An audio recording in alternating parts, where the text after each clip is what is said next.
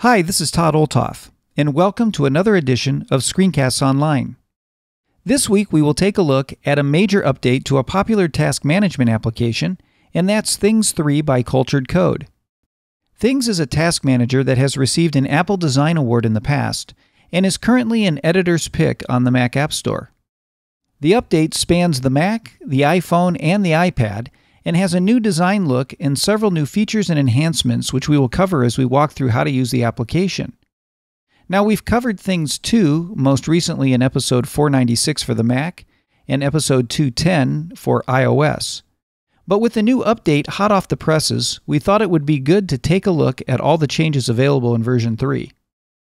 Now, there are many task managers designed to help you handle your task lists and projects available on the App Store. What sets Things apart is its simplicity, combined with good design, allowing you to make it as simple or as complex as you want, depending on your needs. With its simple workflow, flexible setup and organizational options, and its ability to keep everything in sync across all of your devices, Things 3 could be the task manager you're looking for. Since the interface between all of the devices is standardized, we will start by looking at the Mac version in depth. We will then look at some of the differences in how both the iPhone and iPad handle the same features based on the change in interface and screen size. So let's get started by taking a look at the installation and setup of Things 3.